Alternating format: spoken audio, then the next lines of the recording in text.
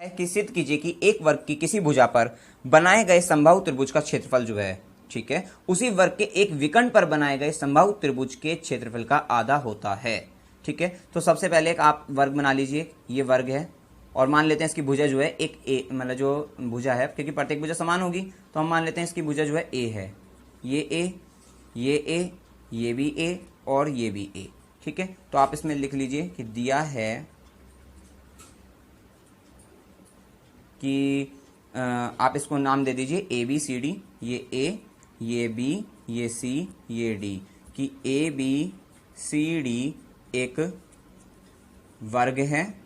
वर्ग है और जिसकी भुजा ए है, जिसकी भुजा ए है। ठीक है, अब हम इसमें क्या करेंगे, अब उसने कहा कि इसमें जो है एक विकर्ण की अगर हम बात करें, ठीक है ना, तो जो एक विकर्ण हो जाएगा आपका, आप यहां से एक विकर्ण ले लीजिए ये, और एक भुजा, उसने ये कहा कि विकर्ण पर बनाएगा एक समबाहु त्रिभुज है। अब विकर्ण पर समबाहु त्रिभुज कैसे बनेगा, हमने यहाँ पे एक बिंदु ले लिया P, ठीक है, ये P बिंदु ले लिया और इससे एक जो है समबाहु त्रिभुज बना दिया ऐसे जो है। ठीक है, और ये तो हो गया विकर्ण पर बनाया गया, और एक उसने एक बात और कही, किसी भुजा पर भी बनाया गया है समबाहु त्रिभुज। भुजा हमने ले ली जैसे BC, और यहाँ पे हमने बिंदु ले लिया एक Q ले लेते हैं हम जैसे कि, और ये यहाँ से हमने एक त्रिभुज यहाँ पे भी बना दिया। अभी तक हमने क्वेश्चन में जो कहा हमने वही किया है, सिर्फ कि सबसे पहले उसने कहा था कि वर्ग की बात करी तो हमने वर्ग ले लिया, और वर्ग लेने के बाद उसने कहा था कि भुजा पर बनाया गया समबाहु त्रिभुज, तो भुजा क्या है BC, BC पर समबाहु त्रिभुज बन गया BQC। ठीक है, तो यहाँ पे लिख देना भुजा पर बना समबाहु त्रिभुज BQC है, और विकर्ण पर बना समबाहु त्रिभुज APC है। ठीक है, ये हो गया। तो जितना हमें उसने कहा हमने उतना कर लिया, और उसके बाद क्या सिद्ध करना है वो भी देख लीजिए। अब आप इसमें सिद्ध करना है, उसने ये कहा कि जो भुजा पर बनाया गया समबाहु त्रिभुज का क्षेत्रफल है, मतलब कि ये जो एरिया ऑफ, क्योंकि AR करके लिखेंगे क्षेत्रफल को, त्रिभुज कौन सा BQC, क्योंकि ये भुजा पर बना, वो बराबर किसके है, उसी वर्ग के एक विकर्ण पर बनाए गए समबाहु त्रिभुज के क्षेत्रफल का आधा, मतलब APC के AR त्रिभुज APC। ठीक है भाई, ये विकर्ण पर बनाया गया समबाहु त्रिभुज का क्षेत्रफल होगा, ठीक है, और उसका क्या कहा, आधा होगा। ये आपको सिद्ध करना है। तो सबसे पहले तो आपको क्वेश्चन को ये अच्छी तरह से समझना चाहिए कि क्वेश्चन में क्या दिया है और क्या सिद्ध करना है। ठीक है, अब आइए हल करते हैं। अब हल हम इस तरह से करेंगे, इसमें देखिए सबसे पहले आपने देखा कि यहाँ जो क्षेत्रफल की बात हुई है, ठीक है, और क्षेत्रफल में भी अब यहाँ पे क्या होगा, ये अनुपात आ जाएगा भाई। अगर मैं AR त्रिभुज APC बटा AR त्रिभुज BQC का मान निकाल दूं तो वो 2 के बराबर आ जाएगा, तो यहाँ से ये सिद्ध हो जाएगा। मतलब कि मतलब क्षेत्रफलों का अनुपात। तो इससे हमें एक प्रमेय याद आ जाती है अपनी 6.6, वो क्या कहती है कि अगर समरूप है हमें क्षेत्रफल, त्रिभुज जो है, अगर वे त्रिभुज जो है समरूप हैं तो उनके क्षेत्रफल का अनुपात जो है उनकी संगत भुजाओं के अनुपात के वर्ग के बराबर हो जाता है। ठीक है, एक बात हो जाती है वहां से। तो अब हमें पहले समरूप भी सिद्ध करने पड़ेंगे। तो ये भी बात सिंपल है कि समरूप सिद्ध करना बहुत आसान है। किनको, APC और BQC को। अगर आप APC को देखो और BQC को देखो, क्यों भाई, क्योंकि ये तो आपके जो है यहाँ पे समबाहु त्रिभुज है, और समबाहु त्रिभुज का प्रत्येक कोण क्या होगा, 60 डिग्री का हो जाएगा। ये कोण और ये कोण तो इसके बराबर हो जाएंगे। ठीक है, तो आप कह सकते हो, आप पहले आप ले लीजिए त्रिभुज APC व त्रिभुज BQC में क्या ले लीजिए कि कोण A जो होगा वो बराबर किसके हो जाएगा, कोण B के कह दीजिए, कोण P बराबर किसके कह दीजिए, कोण Q के कह दीजिए, और कोण इसका जो C होगा, लेकिन यहाँ पे जो कोण के नाम आपको देने होंगे ये इस तरीके से दे दीजिए, कोण APC कहिए आप इसको, ठीक है ना, कोण APC PAC बराबर किसके होगा, कोण QBC के, QBC। इसी तरह से कौन जो है आपका P बराबर Q तो कह सकते हैं, और तीसरा जो होगा वो होगा PCA, जो होगा कौन PCA वो बराबर होगा कौन किसके, BCQ के, BCQ के। ठीक है, इसको आप लिख सकते हो समबाहु, ये जो है प्रत्येक 60 डिग्री लिख सकते हो आप इस तरीके से, प्रत्येक 60 डिग्री, क्योंकि समबाहु त्रिभुज के सारे कोण क्या होते हैं, बराबर होते हैं। तो 60 गुना 3 हो जाएगा, 180 होता है त्रिभुज के तीनों कोणों को योग। ठीक है, जब ये तीनों कोण बराबर आ गए, संगत कोण, तो आप कह सकते हो कि त्रिभुज APC समरूप है त्रिभुज BQC के। कैसे? AAA, ठीक है, समरूपता कसौटी से, समरूपता कसौटी से।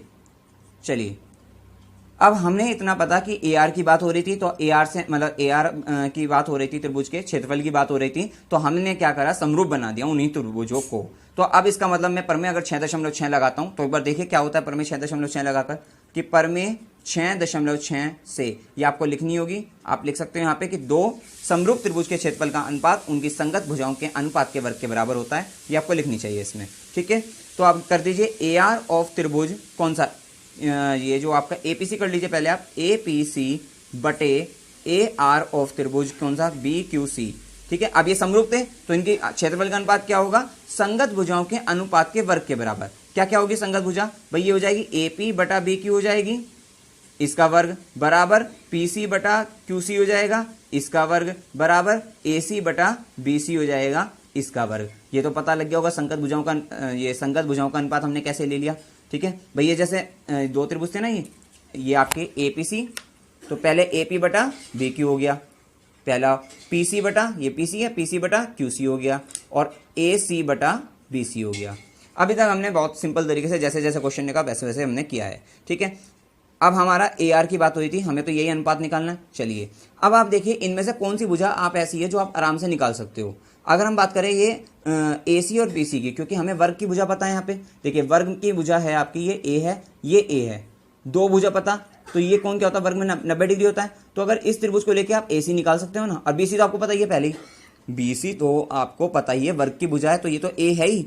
ठीक है ना, BC तो A है, AC निकालनी है, तो इसलिए आप इसको तो समीकरण 1 मान लीजिए अभी। ठीक है ना, और आप ले लीजिए त्रिभुज कौन सा, ABC में पाइथागोरस प्रमेय से। चलिए लगाते हैं पाइथागोरस प्रमेय। कर्ण का स्क्वायर मतलब AC का स्क्वायर बराबर होगा AB का स्क्वायर प्लस BC का स्क्वायर। AB क्या है, वर्ग की भुजा है, मान रखी थी पहले हमने A है। ठीक है, तो A का स्क्वायर प्लस A का स्क्वायर मतलब 2A का स्क्वायर हो जाएगा।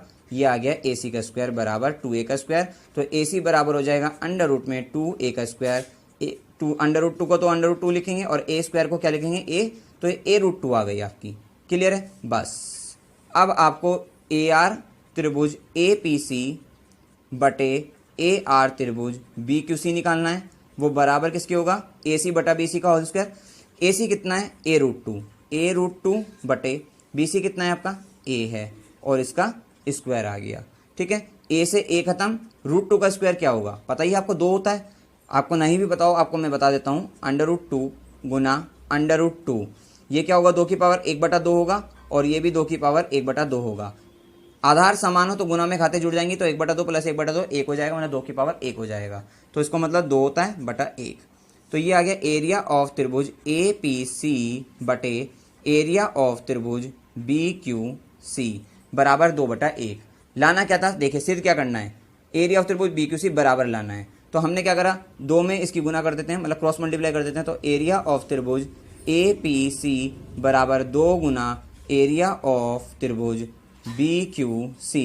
BQC लाना है, तो इसका मतलब ये 2 यहाँ पे गुना में इधर आकर भाग में हो जाएगा, तो वही बात हो गई 1/2 AR त्रिभुज APC बराबर हो गया एरिया ऑफ त्रिभुज BQC। इसको सीधा करके भी लिख सकते हो आप। ठीक है ना, कैसे भी लिख लीजिए, अब आपकी मर्जी है। यहाँ पे AR त्रिभुज BQC बराबर किसके आ गया, 1/2 AR APC। ठीक है, तो यहाँ पे पता लग गया कि जो त्रिभुज की जो भुजा, क्योंकि BQC बन रहा था किस पे, भुजा पर बना जो समबाहु त्रिभुज का जो क्षेत्रफल है, AR का मतलब क्षेत्रफल, वो बराबर किसका है, आधा 1/2 किसका, विकर्ण पर बने समबाहु त्रिभुज के क्षेत्रफल के। क्लियर हो गई इतनी बात। तो आपको क्वेश्चन कभी भी करने हो तो सबसे पहले जो दिया है वो लिखिए, सिद्ध क्या करना है वो लिखिए, फिर आपको देखना है कि सिद्ध किस तरह से कर सकते हैं हम उसको। जो सिद्ध करना होता है उसी से समझ में आता है। यहाँ से हमें पता लगे कि यहाँ पे क्षेत्रफल की बात हो रही थी AR 2 त्रिभुज के क्षेत्रफल की, और हम एक प्रमेय जानते हैं 6.6 को, तो हमें पता वो समरूप त्रिभुजों के लिए लगती है। तो पहले तो हमने सबसे पहले काम क्या हुआ, समरूप किया दोनों त्रिभुजों को, और जब समरूप हो गए तो प्रमेय 6.6 लगाई, आंसर आ गया आपका, सिद्ध हो गया। क्लियर है, अब आइए नेक्स्ट क्वेश्चन करते हैं।